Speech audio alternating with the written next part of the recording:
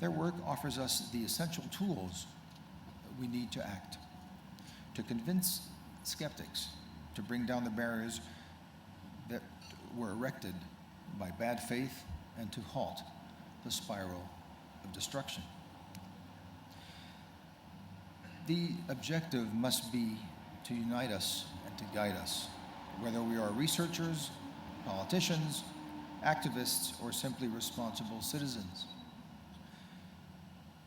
Action which we now have the means to undertake and which we must undertake. Of course, first and foremost, it implicates political decision-making.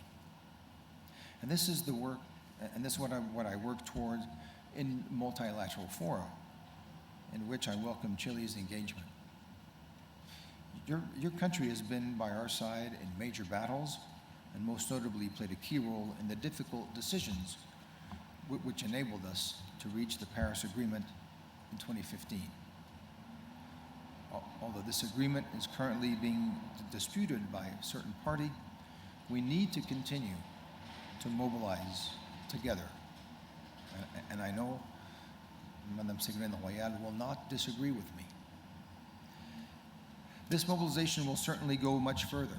Each state at its own level, with its own resources, and within its own territory or areas of jurisdiction, can make the choice to act, as Chile has done, and as we are trying to do also in the Principality of Monaco. This involves taking measures to limit pollution, particularly plastic pollution, a focused energy transition policy, the establishment of marine protected areas, and so on. By taking action is not the sole purview of states. It also engages civil society, which has for a long time shown the way, thanks to the energy and talent of initiatives such as the Recyclápolis Foundation.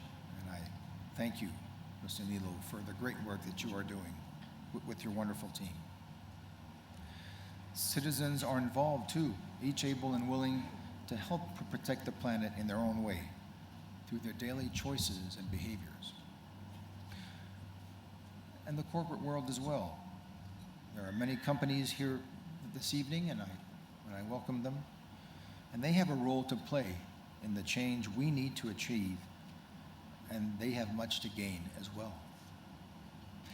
Faced with the destructive power of man, faced above all with the ravages caused by an approach to development which has led us to the current circumstances, inventing new ways of producing, consuming, and working is the only solution we have.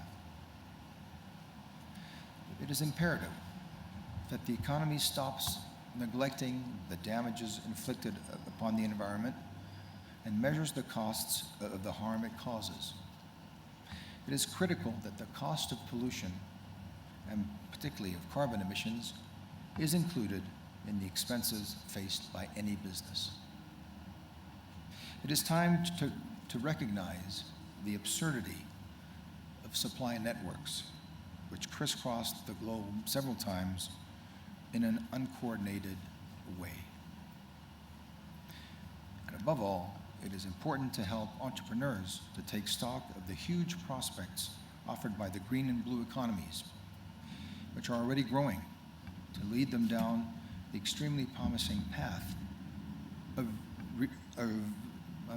not only renewable energy, but also energy efficiency, and to support them to engage in a new strategy for reusing waste and to help them explore the new sources of growth which are emerging everywhere, buoyed by an even more promising number of innovations.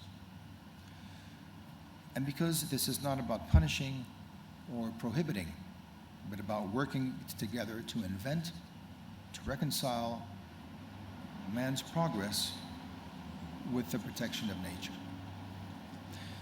To bring all of our contemporaries on board with us as we tackle this huge challenge, this challenge of our century. We must be able to prove to them that they have everything to gain.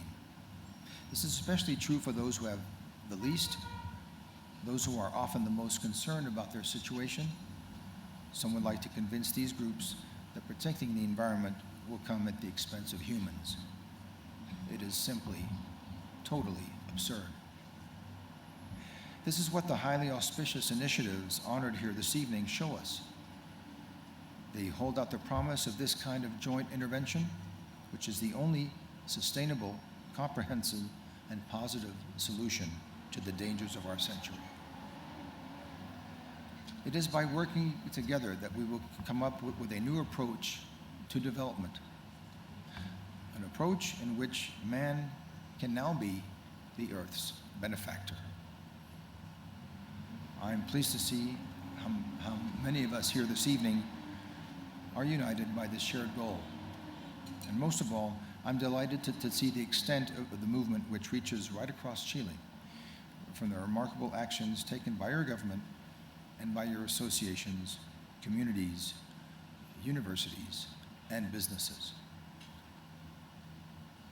I thank you very much for this wonderful evening.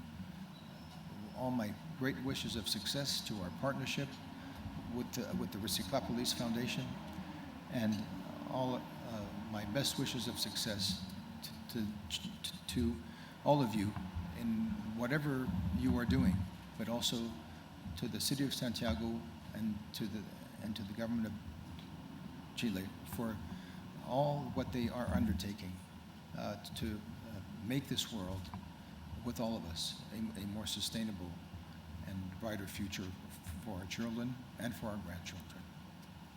Muchísimas gracias a todos.